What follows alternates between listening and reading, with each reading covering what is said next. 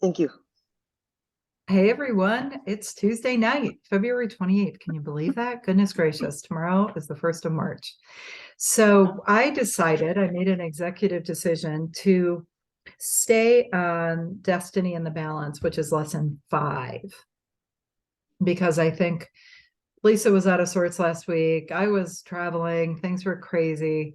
So we're gonna and mostly because this lesson is so important. It really dovetails with thinking into results lesson 5, where we use our thoughts, use our higher faculties to co-create the universe. Yeah, there's a lot packed into this lesson. So I thought we would just go through this, but first, of course, we're going to do weekly wins.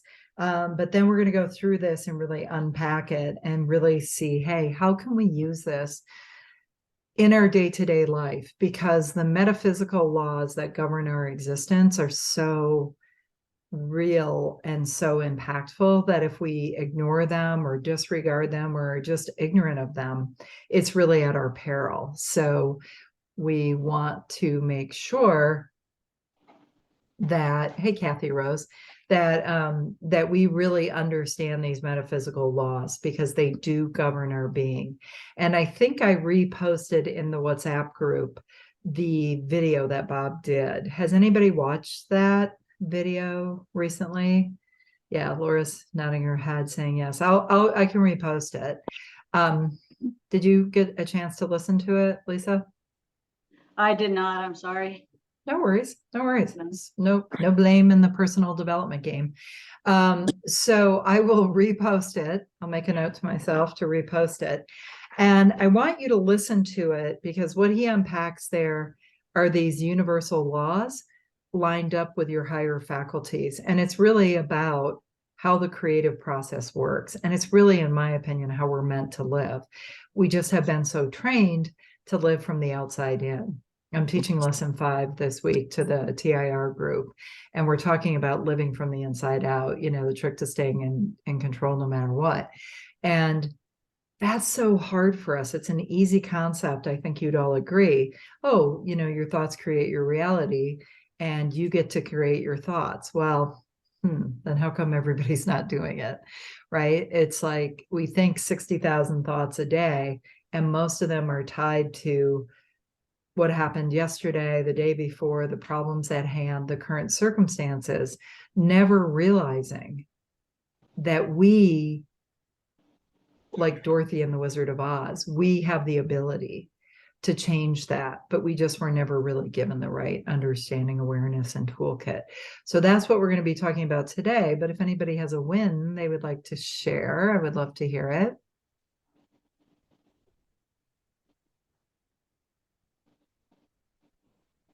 Okay, well, I think everybody else is on mute. So I have a win, and it's related to work. And here at this time of year, for what I do for the state of Florida, it is crunch time. There's so much coming at me from all different directions, from every coworker. Everybody is sending me things to do. And usually I just struggle through and kind of get things done, not to, the best of my ability, but they're done, right? The whole phrase, good enough for government work kind of thing. But I realized that, sometimes you really got to, ask for some help. And so I've taken it upon myself to source out some things and delegate.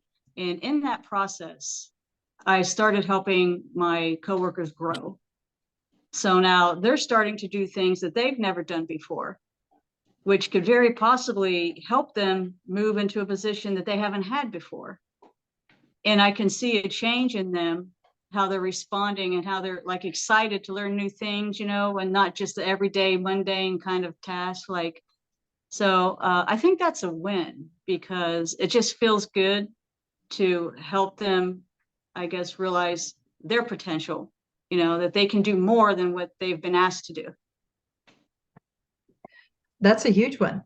I think my personal opinion is that's a huge win. And there's a lesson we'll get to towards the end of this is about leadership And that's, one of the things that Earl and Bob talk about is true leaders are people that people want to follow, that they want to help, that hold the vision and see more in that person and help that person bring more of themselves to the surface by seeing the potential in that person. And there's a great quote in the lesson we'll study on leadership that says, really good leaders don't aim to get people to think well of them. They get people to think well of themselves.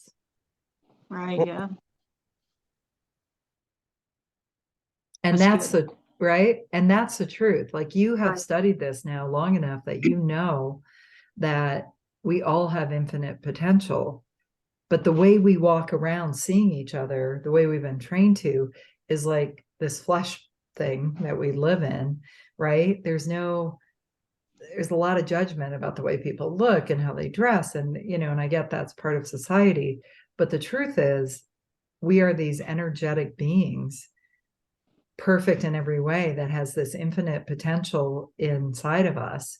We watched this really cool movie last night. We have some house guests staying with us.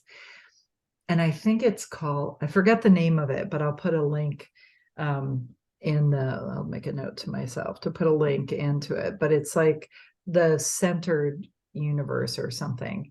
And it's a quantum physics approach to how everything's energy and we're all connected to the earth, to everything. Everything is all this energetic connection, and that we have this infinite potential and expression.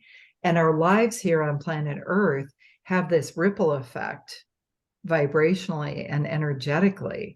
And that when we don't, my takeaway, although I was quite tired and fell asleep during part of it, but my takeaway, we'll watch it again, but the takeaway was, the world would not spin the way it does if we weren't here on it. What you do is so important. If you, like, I just got off a coaching call with one of my clients in the TIR group, and it completely helped her shifted her understanding, and she could see new possibilities for herself. And she's been stuck in her past paradigms. And, Bob always said, don't ever mistake the growth that your clients have as your growth. Like, they did the work, but you showed them the path.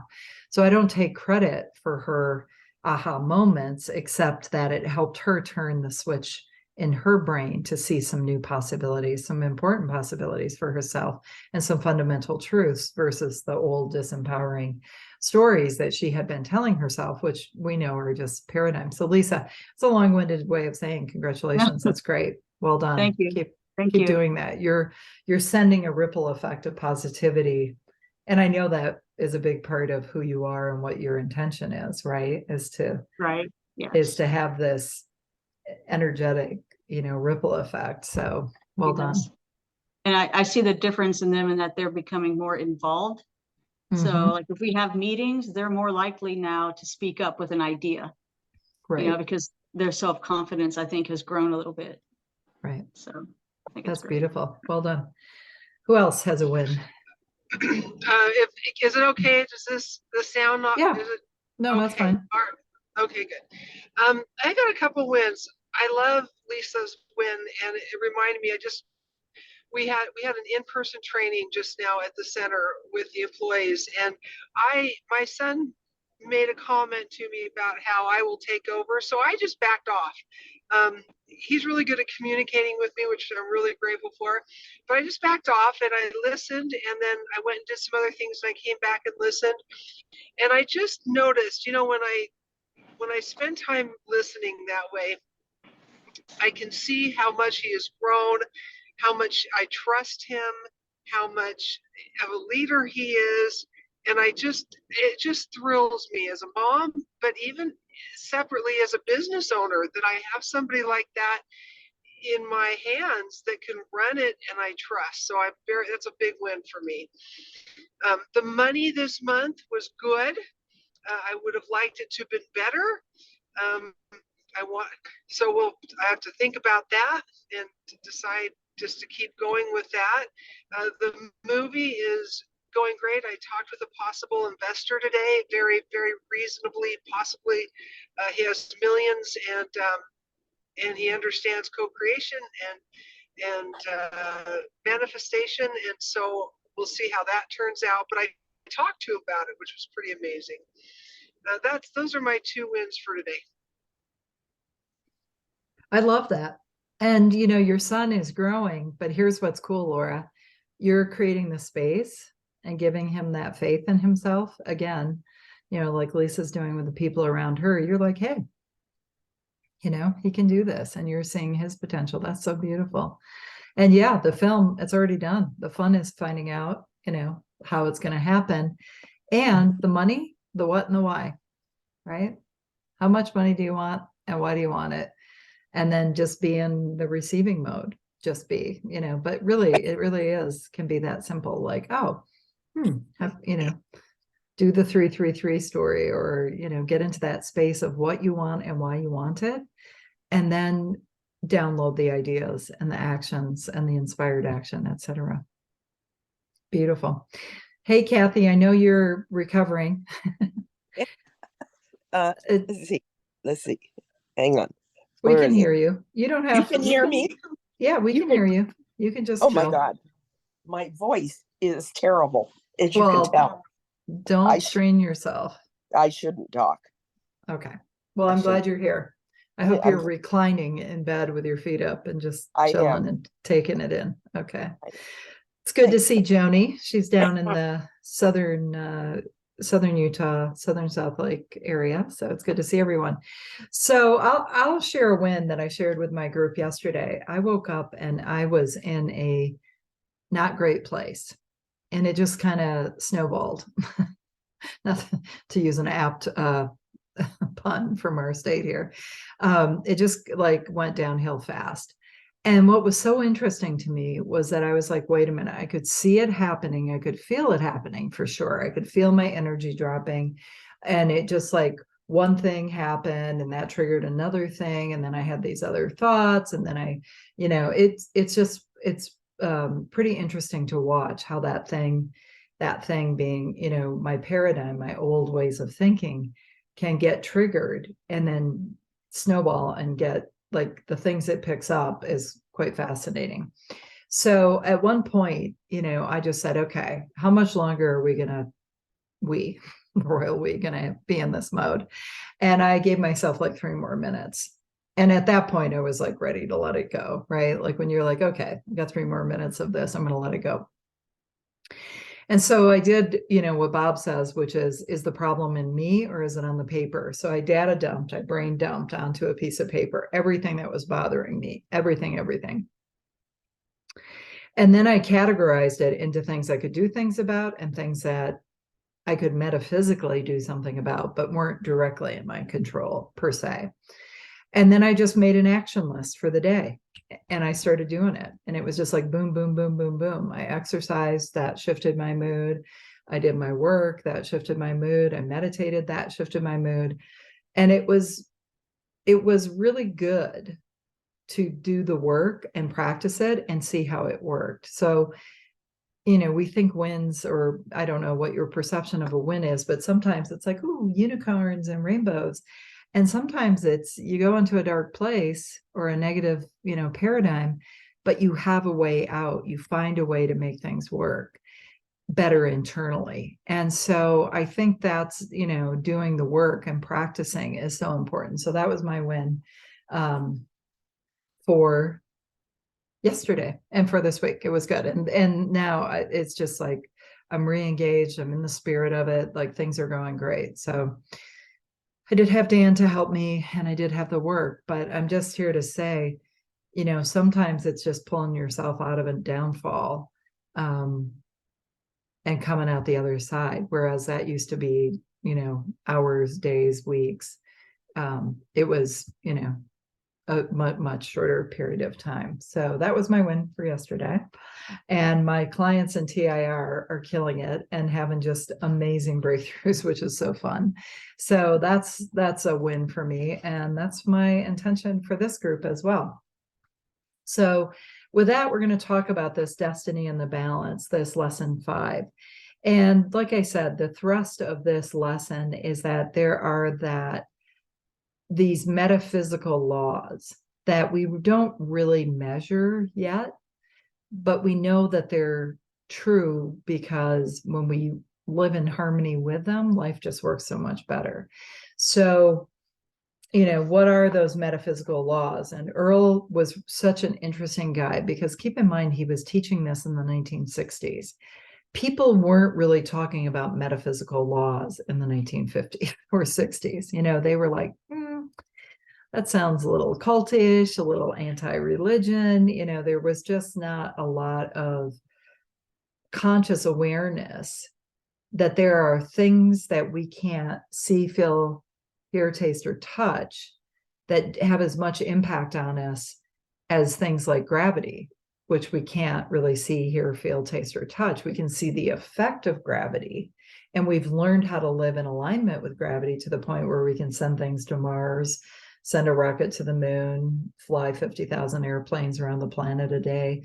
We figured out the physics of electricity. We figured out the physics of gravity, but we haven't really done a good job of educating ourselves around the metaphysical laws of this universe. And what's the problem with that? The universal laws, just like gravity, is agnostic to whether you believe in them, whether you live in alignment with them, in harmony with them. Gravity is so hard on kids because they just simply are ignorant to how it works. We know not to lean over the balcony because we know exactly what's going to happen. Is it because gravity is an uncaring law of physics? No, it just is. It treats everybody the same. But we have to educate ourselves about it so we can live in harmony with it and harness the power of these laws to help us live a more fulfilled and abundant life.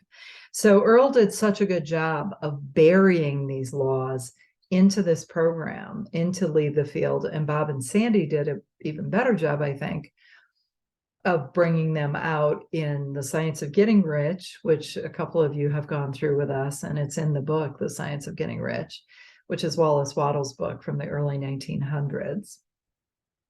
But Bob, in remastering this Lead the Field, brought those out explicitly right at the end there. So I thought what we would do would go through this. It can be an open Q&A. It's like, hey, how does this apply to me and my goal? I don't understand this. I feel stuck.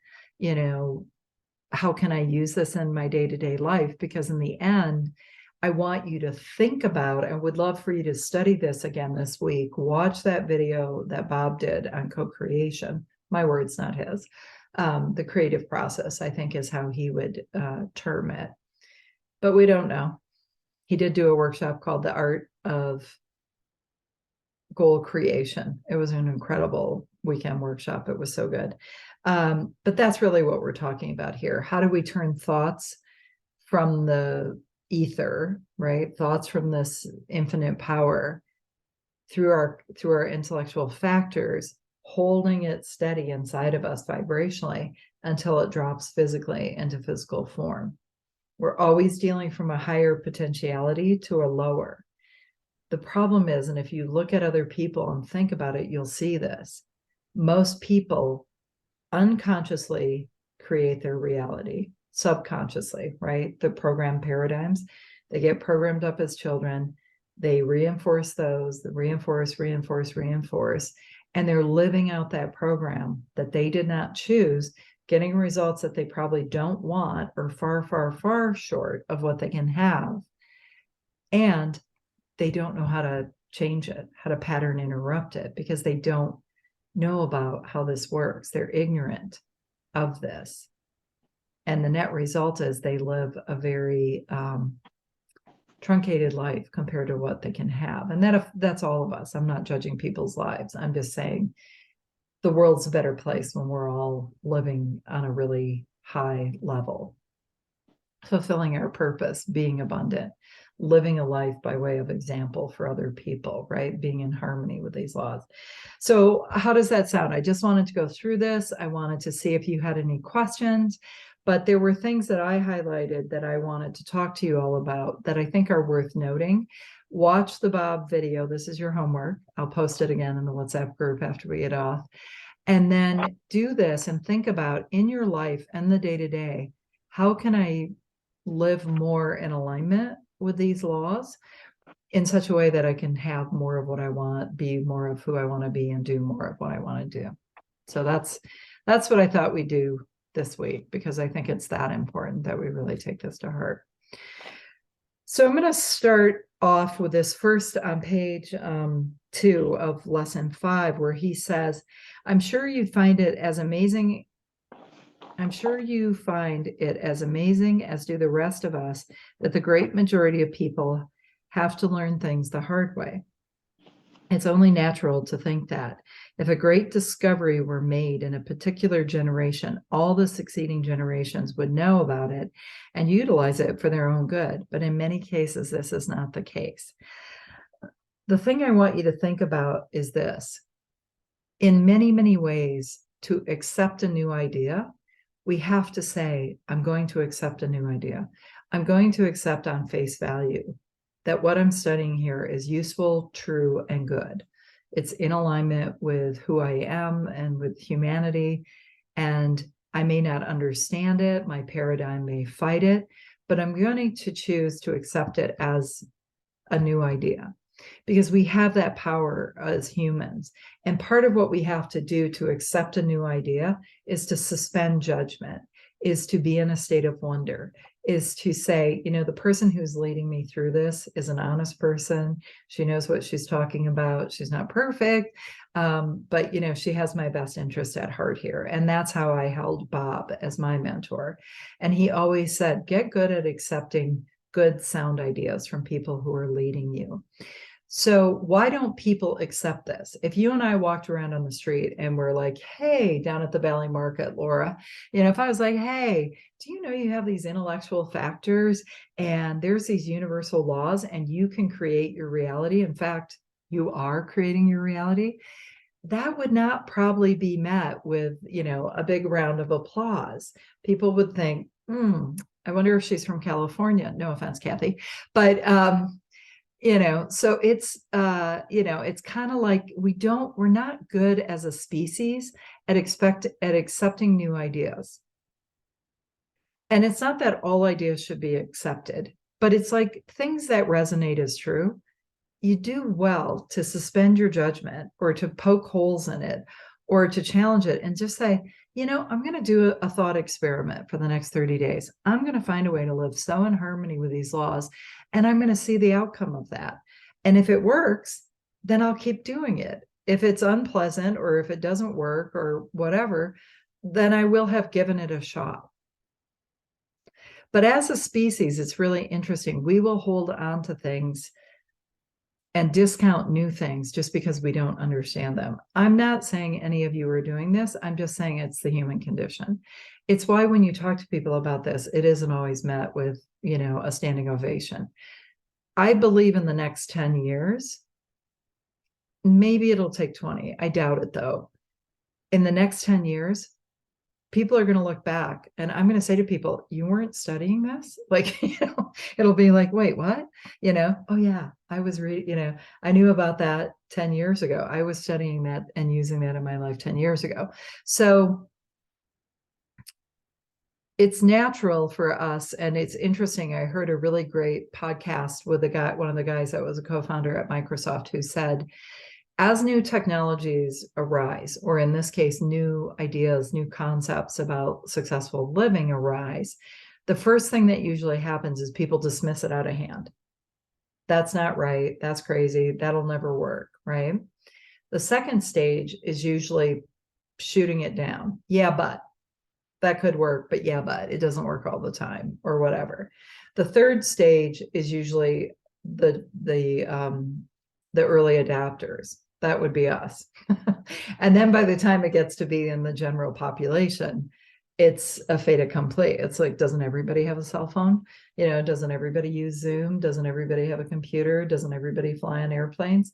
Doesn't everybody use an automobile, right? They used to call them the horseless carriage. So why am I emphasizing this? Because we have to take this leap of faith in many ways and practice this and see the efficacy of it. And also open ourselves to say, I'm going to accept this as useful and true until the point where I see that it's not.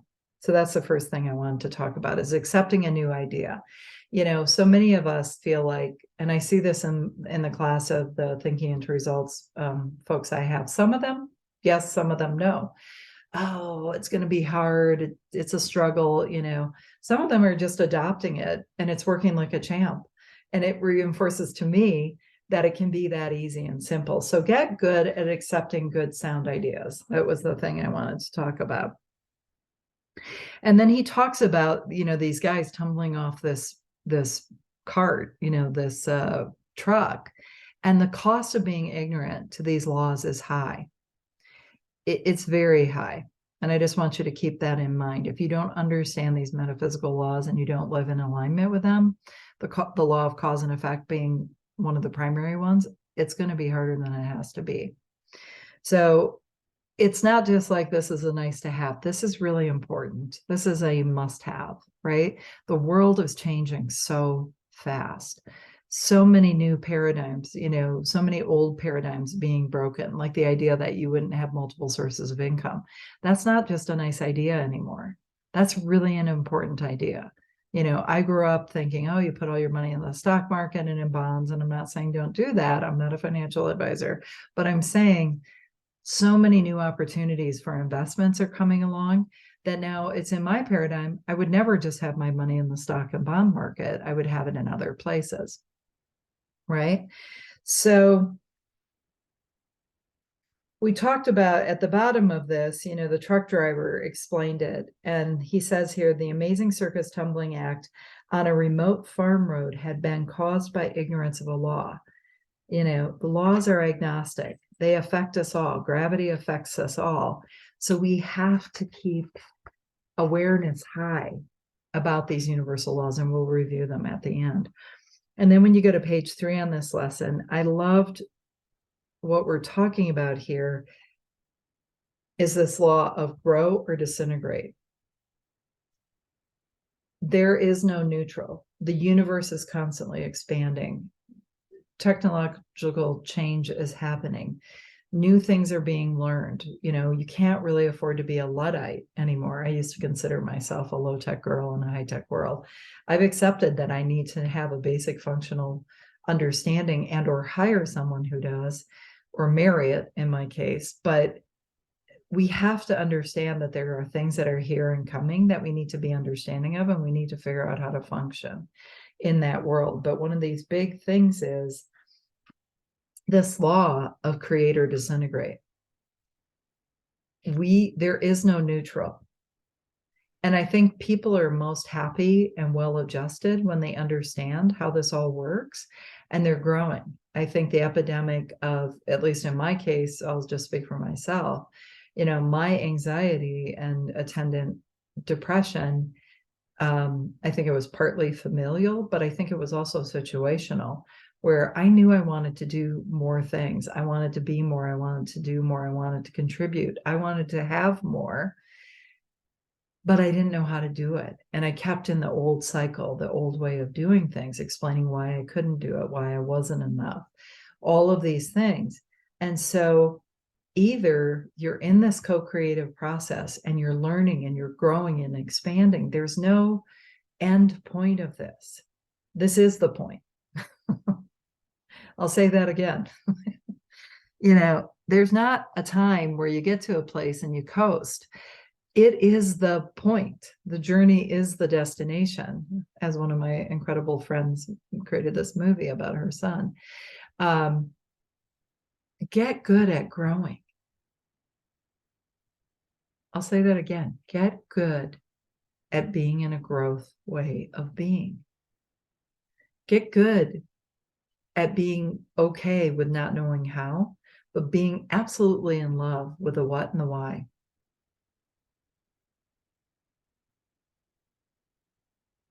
And fill the business of the how with faith, with intuition, with asking for guidance and receiving it, with taking inspired action. Accept the idea that that's how we're meant to live. That if you can think it, if you can hold it in your head, you can hold it in your hand. That's how this works. You go from a higher spiritual potentiality to the lower, and the physical manifestation is the end. Things move to and through us into form.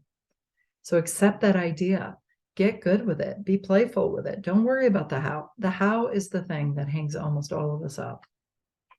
Wouldn't you agree? I do agree. And, something just crossed my mind, and it's kind of on topic, but not exactly, but I'm going to say it anyway. That's okay. My parents have always said, hey, there's no manual to life. You don't come into this world with a manual on how to do life. And, I think I'm holding it right here.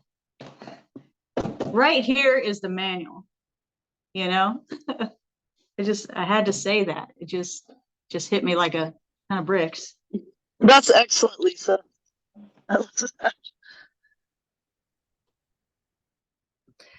Yeah, I love that. I mean, look, there's the Bible. It's a great, it's a great source of information and guidance, and each person has their own relationship with God and with, religion, etc. But you're right. I mean, there's a ton of philosophical guidance out there. There's a ton of theologic guidance out there. There's a ton of scientific guidance out there. But aren't we fortunate to have people in the form of Bob and Sandy, in the form of Wallace Wattles, Neville Goddard, Louise Hay, Wayne Dyer. I mean, there's just the list goes on, who have consolidated. Yeah. I said Hello? Peggy Hoover. Oh, I said Peggy Hoover. I was adding. Oh, Peggy Hoover. Yes. Thank you. Aren't we fortunate? And you all are having that ripple effect. I mean, Kathy has clients, you're all sharing this with your families, with your co-workers. But aren't we lucky to have people who've consolidated this in a way into a curriculum that it's digestible? Because the amount of information out there is vast, and everybody's jumping on the law of attraction bandwagon and manifestation. And that's great. I'm not judging anybody, but what I am saying is most people don't understand, and we're going to get into it in this lesson, that the law of attraction is absolutely real. We know this, right? But we don't understand that the law of attraction is based on the law of vibration. Right. If you don't understand that, it is not going to be easy to operationalize manifesting what you want in life, because you're missing, it's kind of the secret that was left out of the secret. Like, we don't have a good operational understanding of this. We know that your thoughts on a conscious level set up feeling on a subconscious level equals your vibration, i.e. what you attract to you, and moves your body into motion, into inspired action. That's not widely being taught anywhere. So don't overlook the simplicity of the stick person, because it gives you an image to see, literally paint by numbers. When I realized I was on a downward spiral yesterday, I was like, wait a minute. I'm emotionally involved in things that are ancient history, that some things I can do things about, something I, only can metaphysically set an intention about. And the things I can do, I'm damn well doing them. I'm going to get up. I made the list. I looked at it. What would have a huge impact on my vibration today? Boom, boom, boom, boom, boom. And immediately shifted my vibration. So I love it. Absolutely. This is a really brilliant place to start. But you have to keep this basic law, he says here, in mind, that everything in the universe is either growing or dying. One of our first mentors, where Joni and I met, it's like the tree is either growing and producing fruit and shade and all the other things that it does on the planet, or it falls to the ground and becomes part of the food chain. That's a little graphic, but if you think about it, it's true.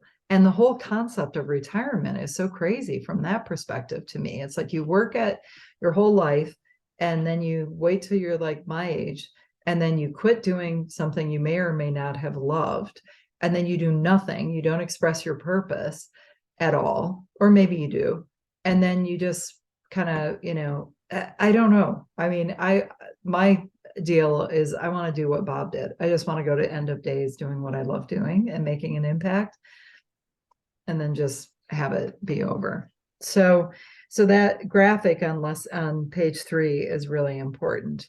And the thing I want you to think about is that by investing your time and your money, and the most important of those two, we can help you figure out how to make more money. The most important of those two is your time. Because think about it this way: if you knew you only had a month to live, would you be still doing what you're doing? Yes. Yeah, Yeah, for sure. right. Yeah. So, and that's not to say go out and quit your job. But You read my mind. but you can start to pull things into alignment, right? You can start to visualize a different path. You can start to, I mean, there's this whole concept of transurfing. I'm going to pull out that book that Peter Sage told us about. And the concept is, you don't sit there and fight in your existing movie of life. You write the new script, or you imagine the new script, and you literally jump the track That was onto what that. surfing?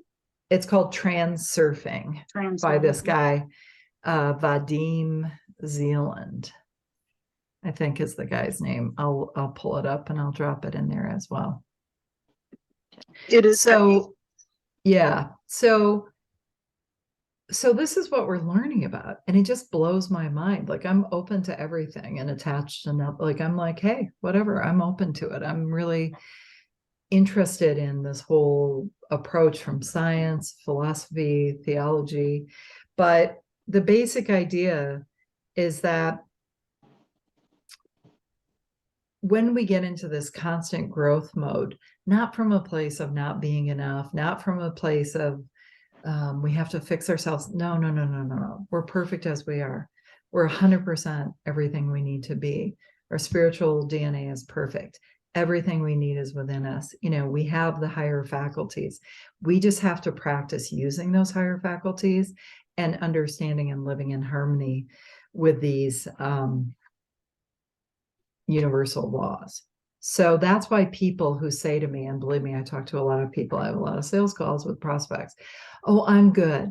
I'm just good. It's good enough. I'm fine. The most lethal, terrible words in the English language. I'm fine. It's okay. It's good enough. It is your life. When you're staring down the end of days, I can promise you, you won't look back on it's just fine. It was okay. That's not going to feel good. I've had a lot of people who've left and made their transition in my family. I'm down to my brother and a cousin. I mean, I've had those discussions with people who died in their 50s. You want to milk this experience. If it's the hill you're going to die on, so be it. Pick yourself up, dust yourself off, and move on. Living in the comfort zone, and we know that that's part of our terror barrier. The comfort zone's comfortable. It's like my nice cozy sweater and my sweats that I have on, but not a lot grows there. Actually, if you live in your sweats, a lot does grow there. But anyway, so what they're talking about here is that you really have to be in this growth oriented mindset and make it a decision that you're going to love. You're always going to have a lot and be grateful for what you have, but you're always going to want more. And that's not a bad thing. He calls it this creative dissatisfaction. I like to think of it as just this satisfaction that's also bound by creativity, that we're always in this co-creation mode. We're always wanting to do God's work here. We're always wanting to expand the goodness on this planet and the universe. And in so doing, we get to feel amazing, and the universe here around us gets to expand. So, oh, hold on one second. Dan CPAP just turned on.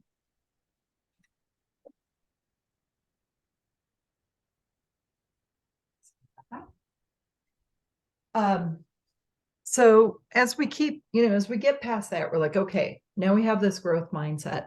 We're going to be good at taking our ideas, building the image of it, getting emotionally involved in it with our will, and just being in the receiving mode and looking for the signs and channeling good things through us, etc. And so Bob then goes on, as does Earl, and they talk about the law of cause and effect. And the law of cause and effect is this. It's a principle law. I would say, if you think about it, everything is a cause and everything is an effect, and they cycle back and forth. But the really important thing is your thoughts will eventually, if held long enough, cause an effect. It's so important to understand that thought is the most powerful thing here on this planet. That your thoughts will ultimately set up a vibrational pattern in your subconscious mind in the form of emotions, positive or negative, and ultimately move your body into motion, which will cause a result to happen. When we understand that the law of cause and effect is very real and it affects us, we get really serious. Not serious as in, white knuckling it, but understand the importance of managing our thoughts. I love what Laura said about thought management. It's like waste management, only as thought management, much more important. But this law of cause and effect, every thought that you have, not immediately, but if you hold it long enough on the screen of your mind, will eventually cause an effect. And if you look at your life today, you can connect the dots back to your paradigm, which is that subconscious programming. And either you've programmed your subconscious programming to produce the results you want, or it's producing results you don't want, that somebody else programmed up, and you've just been living and playing out that script, so to speak. So he goes then into page 5, and he talks about Werner von Braun, who is the father of the space program, and he talks about the will to do it, right? This requires some mental strength and toughness, is what Bob would say. I would say, I don't expect us to wrestle it to the ground. I think that's kind of a masculine way of approaching this. I think it's more noticing when we're not in alignment and in harmony with these laws and with what we want, and thinking only about what we want, and start to gently shift it. Hi, Faith. So on page 5, he's talking about these laws. And the one great law is energy is. So everything vibrates, nothing rests, right? Everything is energy. And I'll put a link to that movie. It's pretty fascinating. It shows how everything in the universe that we know of, if you took out the actual particle part of it, the protons, you could condense everything into a very, very small, compact amount of matter, because the rest of it is all vibration. It's all energy. It's really cool. It's really, really cool. It's like this open space inside of us that we can fill with positive energy through our thoughts, feelings, and behavior, or negative energy largely through our programming. But if you think about it in that way, if everything's energy, and the game here on the planet is to manage the energy through our higher faculties, through our thoughts, and then using our will to turn that into positive expectancy and feelings on a subconscious level, and then stepping out in faith with inspired action. If you accept that idea, which I encourage us to do, and believe it, life becomes very simple.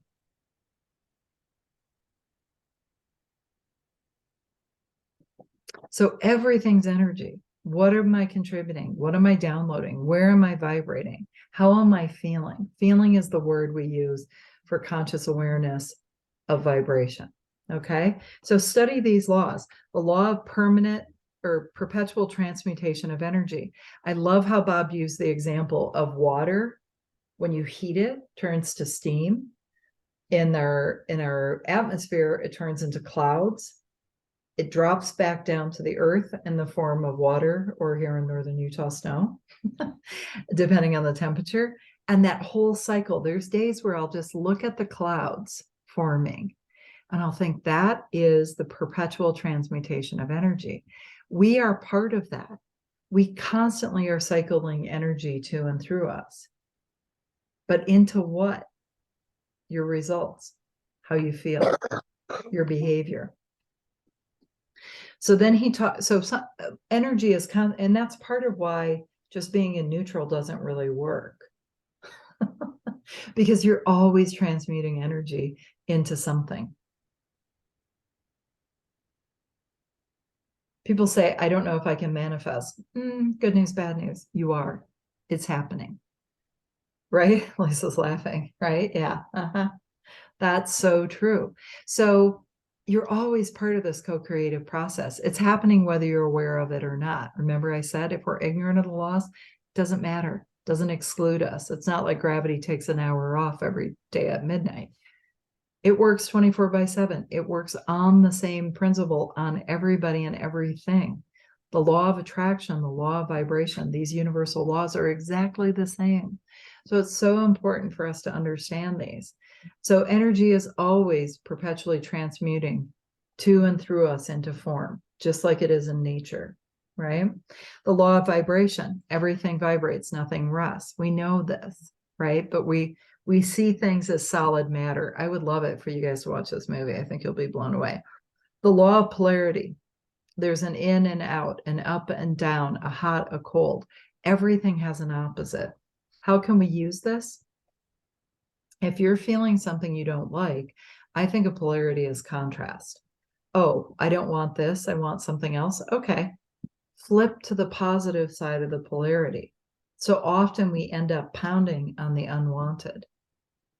If there's food at a buffet you don't like, you don't demand that it be taken away. You simply move on to what you would prefer. That's life.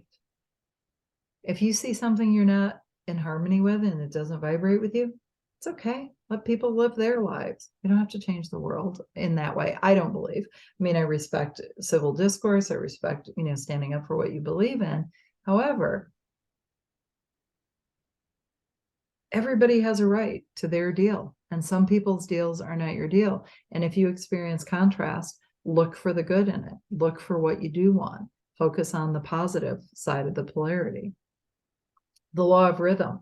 I know Kathy isn't feeling well. I've gone through not feeling well and being sick.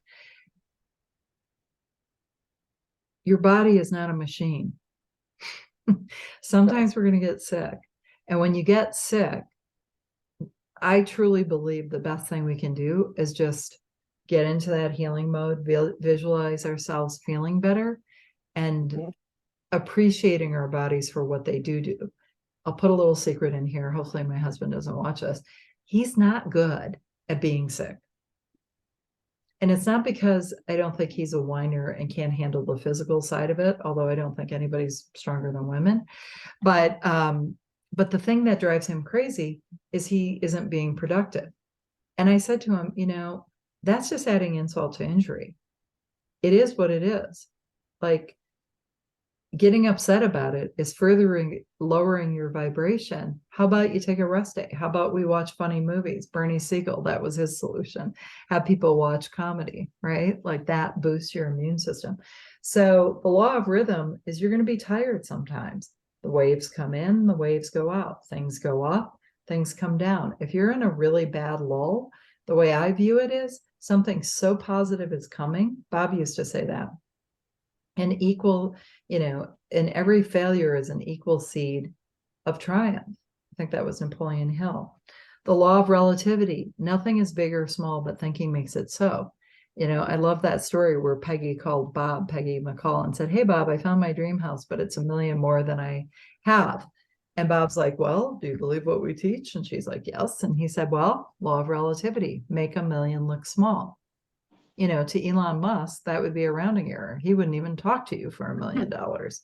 So, where is your positionality? So Peggy called Bob back in about 3 hours, and she had this idea for a weekend workshop with Bob, Mary Morrissey, Gay Hendricks, and Peggy, and they titled it "Make a Million Look Small," and they taught these laws to people, and she made an extra $1 million.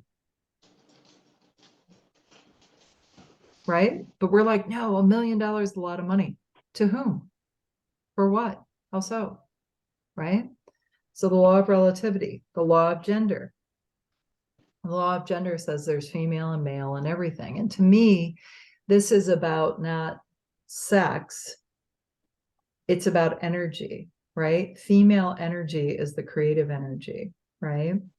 Neville Goddard talks about this a lot. The male energy is the more action energy, the more doing energy, the more behavior, things that we do. It's got more oomph to it, but both are necessary. You can't have the yin and the yang, in Chinese and Japanese cultures. So, there's a soft side to things, a creative side to things, and then there's a get it done side of things. So we have to understand these laws. And I know we're getting to the top of the hour here, but what I really want you to know, he talks about here about giving more service. And it's really this law of cause and effect, providing more service, providing more good. And I think this comes out of Wallace Wattles' work, which is leaving everybody with the impression of increase. Look at businesses that do a really good job of providing a high level of service and a quality product tend to do well. So how can we serve on a higher level, whether it's our family, whether it's ourselves, whether it's our businesses? That's the question we should be asking ourselves. And he gives us an exercise in here to pick someone from your work life and someone from your personal life and do more, in my words, to leave them with the impression of increase. 2 things I can do for someone in my business and 2 things I can do for someone that I love. And as we start to provide more service, it doesn't mean being a doormat. It doesn't mean over delivery. It means, how can you truly provide more value for that person in exchange for what you're receiving? And it's not only for what you're receiving from that person, but as well as Wattles says, that's trading in some ways. What we want to get into the point of is, as you channel more good to and through you to other people in your business and your personal life, the universe is keeping track of that. You may receive flowers from someone. You may receive a free upgrade from someone.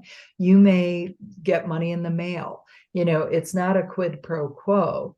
It's more of, I have faith that the more I channel through me, the more will come to me. And to me, that's the highlight on the law of cause and effect. So he goes into great detail here about service to others. And then he also talks about, if you go to page 10, he talks about where we have to understand these laws, not just intellectually, we have to really embody them. So that's a function of study, of knowledge. The only way to increase our knowledge is through study. Right? It's not about blind faith. Bob used to say blind faith isn't worth squat. It's really about studying this to the point where you're walking through life one day and you're like, oh, that's what happened. Or, oh, like Lisa called me one day, we were talking and she's like, I'm manifesting a lot of things and it's not a lot of what I want, but at least I'm noticing what I'm manifesting. And that's the point, right? Raising your awareness. That's the point. And then you're like, oh, if I'm manifesting what I don't want, how can I manifest what I do want? Oh, right. So, we go back to this on page 10 and, we have to eliminate the conflicting beliefs. We need to, on a positive side, line up our belief on a conscious level with our belief on a subconscious level. Like, that's where we develop the faith. And that happens over time. We accept this idea, we believe it, we practice it, we see the results. And that starts to build up our faith and belief. But we can start by just saying, I believe this is true, and I'm going to practice this as much as I possibly can. So start to look at where are the conflicting beliefs in your paradigm. Is it it's going to be hard? It's going to take a long time. Why not adopt a belief that it's going to be easy and it's going to go great and it's not going to be hard?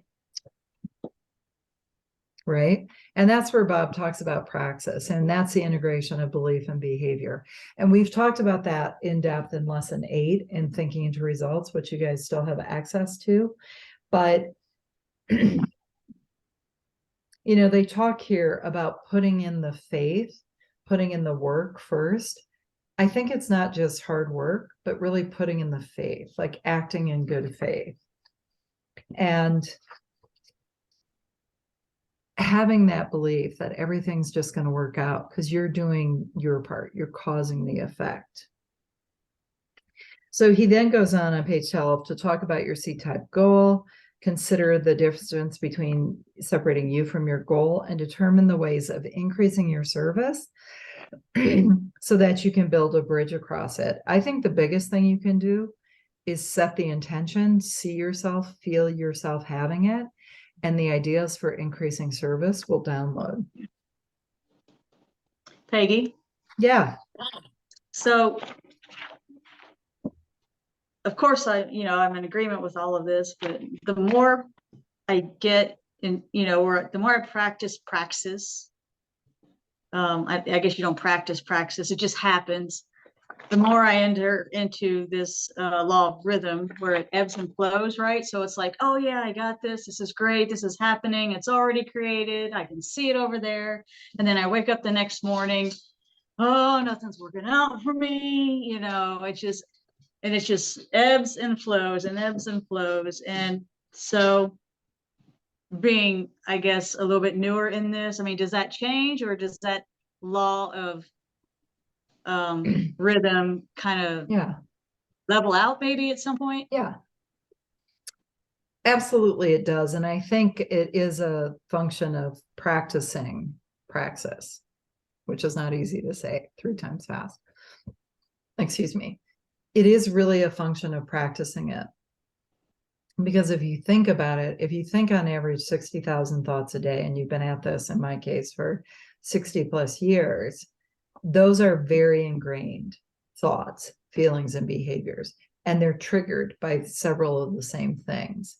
And so the work is not sexy, but it's every day to the extent that you can. You build this metacognition, this roadmap for life, as it were, where you just replace those old non-functioning, let's say they're not helpful paradigms and beliefs with this new set of beliefs. And you're going to have days where there's ups and downs, but the more you practice being in control of yourself, it will flatten out. The highs will not be, the highs will be great, but the lows won't be. I have found, after studying this for as long as I have, that the lows aren't as low. And when I'm in those lows, I literally pulled out my workbook and did lesson 5. I'm like, I am being whipped around by the outside. And I literally rewrote it and wrote it all out and looked at it and was like, oh, that's what's happening.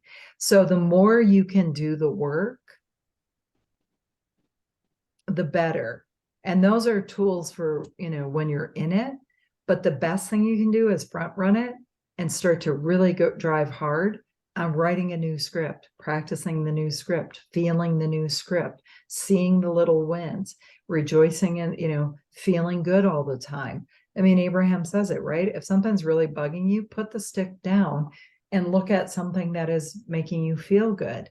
Get good at positive anticipation, positive expectation. It's here, it's happening. I have no idea, but everything so far has always turned out like, I just know it's going to happen. Put yourself in that frequency. That's going to take practice, because you've already practiced the other way of living from the outside in for 30 years in your case. So, yes, it does get easier, but you do have to work at it. Right. Yeah. Well, let me ask you this question. And whatever it is fine. Do you feel you've made great strides in this? Absolutely. I Yeah. do. Yeah. Okay. And the thing is, because you've been practicing, you've been studying, you've been doing it. The thing you want to also know is when you experience that contrast and you go back to, here's my personal theory, when you feel that kind of low vibration, Kathy and I have talked about this a lot. Mhm. And Joni, I see your hand up. I'll get right to you. When you start to live on the other side of feeling good and feeling your power to co-create, when you drop down into that rabbit hole, it's like, oh crap. This feels, I Right. think it's less tolerable to feel in that low vibration. Does that Right. make Yeah, I sense? agree. I agree with you 100%. Yeah. Like before we might have been just ignorantly bliss. What do they say? Ignorance is bliss. We might have just been like, oh, well, it's the best I can do. Oh, well, and now we're like, oh, no, this does not feel good. It's less tolerable, I think, the more we Yeah. know, but that's a good thing, right? Right. Yeah, I agree. I mean, I remember a time where I'd get into that emotional, angry about something, and then something else happens. And you know how it just Oh, builds, yeah, right? been there. And then I just enjoy being there for some reason. I was like, the madder I could get, the better it was. And you're right. I can't stand that anymore. Yeah. I have Well, I by have the to do it. way, getting mad on the emotional guidance scale is moving yourself up because it moves you into a higher energy around it. Being depressed is the lowest form, but moving up to anger is a good thing. Most people don't like you to be angry around them, so they encourage you to drop back down into depression. But it's about moving yourself up that emotional guidance scale, like they talk about in Ask and It Is Given. And just going more general, that's just a tip I have found. I do believe what Abraham teaches, which is if you find yourself in a negative spiral and you just can't get out of it, take a nap or go to bed. If you catch it early, go general. Wait a minute, I've been here before. It worked out. I figured it out. Everything's always working out for me. It's okay. If you can't do that, focus your energy on something that is working out. Oh man, I'm going to have a great ski day tomorrow. You know what I'm saying? Like there's ways to work yourself around it to get back up the energetic vibrational scale. And we can talk about that more on Thursday if you want. But I think it's true. I think when we drop down, we feel much less good about it. But we should never take that to mean that we're not doing the work. It's the ebb and flow. We're human. Sometimes I was tired yesterday. I don't do well when my physical resources are low. And that's usually when I try to double down and find solutions and power through it. That's just the way I'm built. It's a no cheese tunnel. It's time to watch a movie, take a nap, drink some tea, eat some chocolate, and go to bed early. For Amen. me. Amen. Hey, Joni. Hey, how are you? Sorry if I was making noise earlier. No worries. Okay. Well, I love this lesson. We could study this lesson 2 or 3 weeks in a row, and still there's so much to talk about.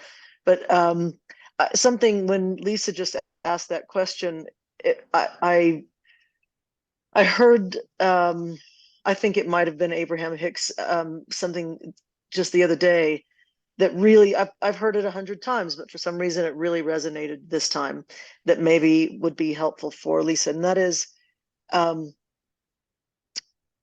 I find when I start feeling low like that or discouraged, it's either because I'm judging myself or I'm judging other people, because they're not in a high vibration, or they're not acting the way I want them to act, or I'm not, and so the way it was put was, just stop the judgment.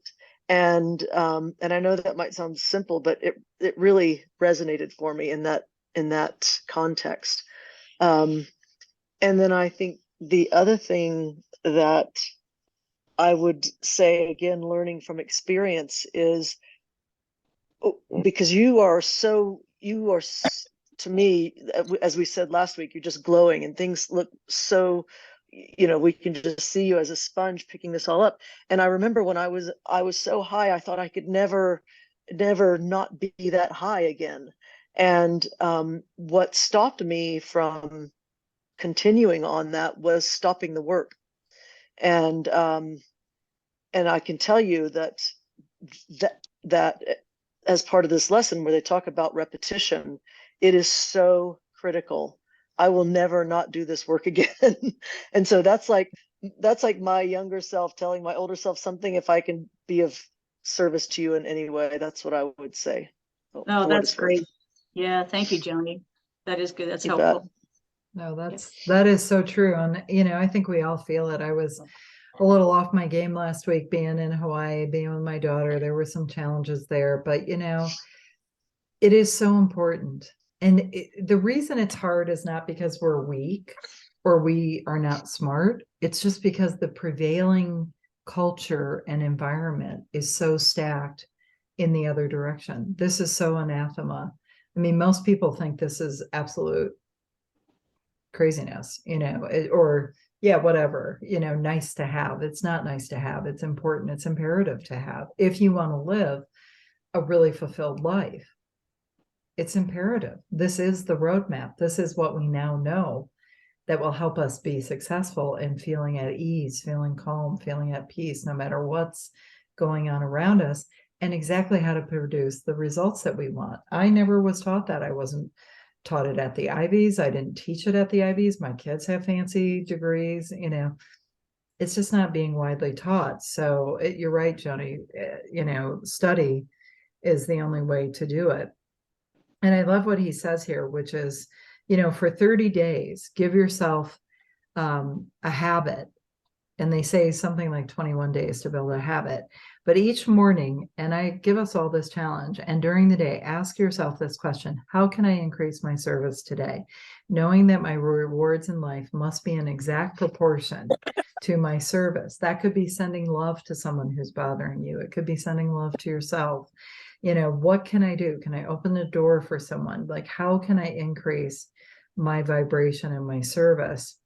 And he talks about the importance of that. But then, we go to page 16 and it's so powerful here. They talk about on this bottom graphic here that we have access to this infinite source of supply, literally infinite, unlimited source of supply. And what we turn it into, what we transmute that energy into, is a function of our thoughts, our feelings, and our behavior. And it works in that order. If you're thinking thoughts you're choosing and rejecting old limiting beliefs, you're setting up the top of the funnel in a proper way, fixed on what you want, thinking about what you want, getting emotionally involved in the what and the why. What do I want? And why do I want it? How great is it going to feel when I do this, when I take my kids, when I do this, when I have this money, etc. And that will be rewarded when you line it up on a conscious and a subconscious level. It will function in a way that it will attract to you what you need when you need it. It will also move your body into inspired action. So I made a note here that we have to, he has this thing here. He says, don't sit in front of an empty fireplace and ask for heat. You're asking for the impossible. Pile in the wood first and the heat will come as a result. What does he mean by that? What is Earl talking about there? He's saying you have to think it first. You have to become it first, vibrationally, energetically, for the downstream effect, meaning the physical implications, to show up. We have been trained to think the opposite way around. I'll be successful when I have the money. I'll be happy when I have the spouse. I'll be happy when I have the house. I'll be happy when my business is bigger. No, no, no, no, no. That's like sitting in front of an empty fireplace and saying, give me heat. You have to stack it up mentally, emotionally, and physically up front. This is how it works. And when you watch that video that I'm going to repost, you're going to see it clear as day. And Joni, the reason it's so clear to you now is because our awareness keeps rising. The more Mhm. aware we become, the more we see. And to me, Indeed. awareness is abandoning unproductive beliefs, non-productive behaviors, etc., accepting new ideas and saying, oh, that's the truth. There's a saying in here, if you want fame and fortune, seek truth first. So, he talks a lot in here also about excitements, ideas, and efforts, in a word, are what carry us over the dam of being like stuck someplace. And Bob talks about this, that we have to enter into the spirit of it. We have to get emotionally involved in it. We have to generate the heat. We have to breathe life into our dreams, into our vision, into our goals. If we plant carrot seeds and then they don't sprout the next day, you don't go out there and stomp on it and dig it up and say, what's happening? Are you growing? You carry on in faith, being the cause, causing the effect, holding the image, feeling the feelings, doing the behavior. This is not easy. It's also not hard, but it takes practice. And it's the one thing that we're least likely to do because it's so unsexy. And it's so seemingly you have to put the wood in first to get the result.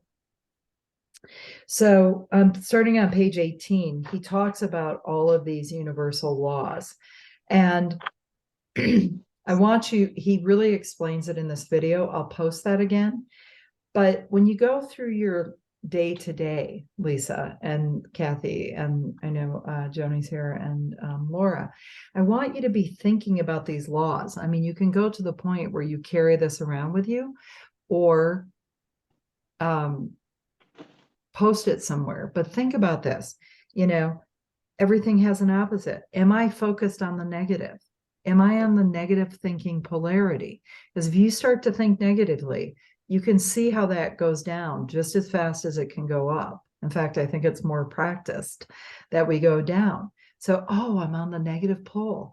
What am I going to do? I'm going to choose a different thought. I'm going to choose a better feeling thought. I'm going to raise my vibration. I'm going to go more general. I'm going to look at the good things that are in my life. I'm going to appreciate the fact that I'm in a house that is 70 degrees. There are people who aren't in homes at this temperature right now, and they could be freezing to death. Like, that's something I can be grateful for. So use these and commit for 30 days to causing a positive effect, leaving everybody with an impression of increase, getting into the spirit of what you would love, bringing the wood before you expect the results, but knowing that causing the effect will absolutely bring the results. Questions? Statement. Ideas? Statement. So I mean, we're manifesting, like you said, good news, bad news, all the time anyway. I think it's not hard because it's just natural. It's the law. We manifest. That part's not hard. Right. I think the hard part is directing it into, a direction we want it to go, to produce something we want it to produce. I think that's the hardest part. Right. And we can say it like this: up until this moment, that has been a challenge. And I'm choosing to have it be easy. When I think of something I don't want, I don't dwell there. I just dwell on what I do want. I practice having faith.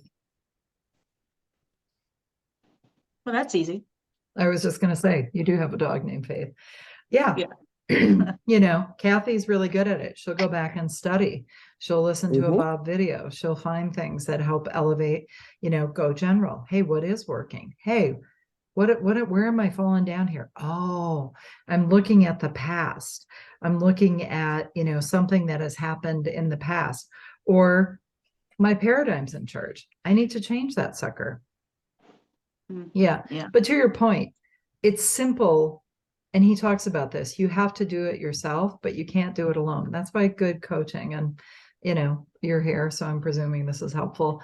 But that's why good coaching is so important, because you can't read the label from inside the bottle. It's our paradigms are so in control, and that's not a good or a bad thing. The good news is once you change your paradigms, that's what Bob was an ascended master at.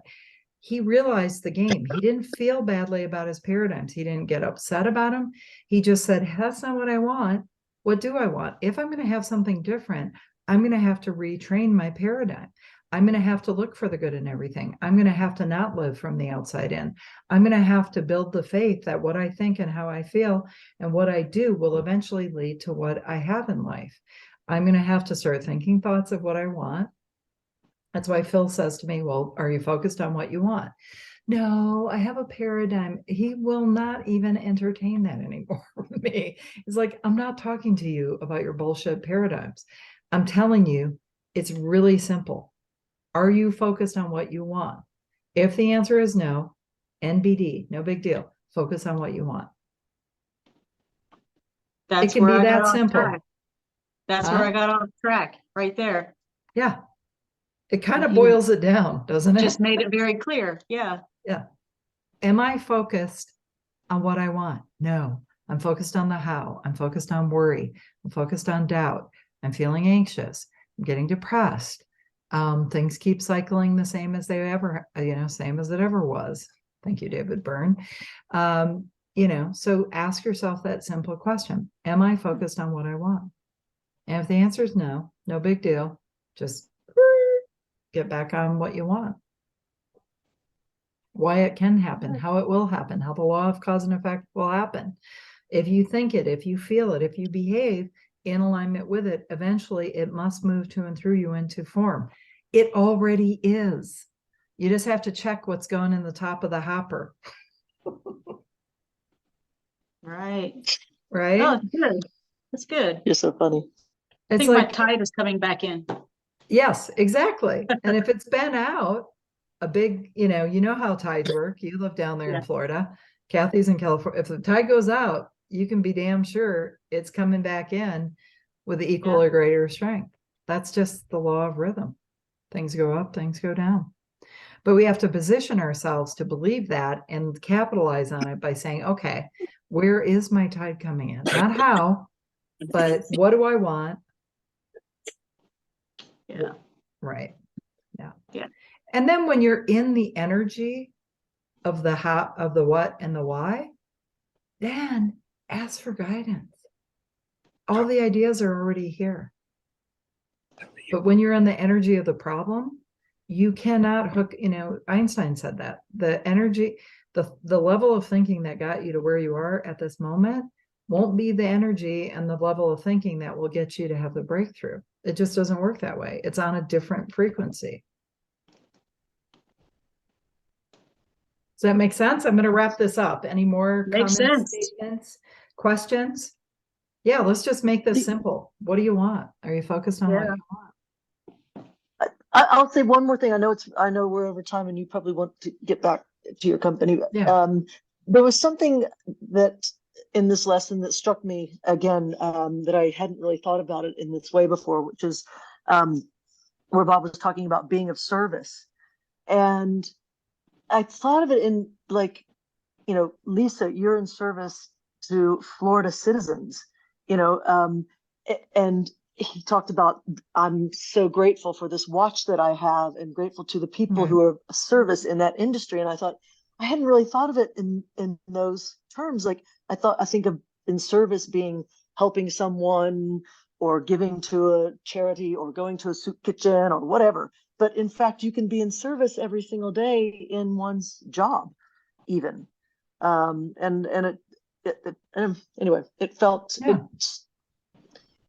it made Yeah. me think of when I wake up in the morning every day and try to sell coffee, like selling it to people because I know that it's going to create memories and experiences for them as opposed to Right. revenue.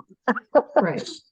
So, Yeah, most people's businesses, the revenue kind of gets them jazzed. I think in the end, it's expressing our purpose and really making the world a better place. And that can be, in the grocery store, being kind to the clerk there. It can be sending a note to someone. It can be, it's just it's this concept of increasing ourselves as a channel of goodness that flows to and through us. And lo and behold, as it channels to and through us, we get to experience it. We get to be in a higher vibration, and we attract to us more good from the universe, because the universe is like, she's putting it out. You're creating a vacuum, basically, of goodness Yeah. flowing to Yeah. and through you.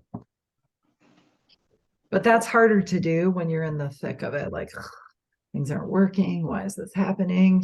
You know, so practice this, practice every day for the next 30 days. And really, we'll talk about this lesson again on Thursday, but I want you to go through this and highlight it. And there's margins here, you know, and think about, how can I really pay attention to these universal laws and really use them for my good and for the good of the world here.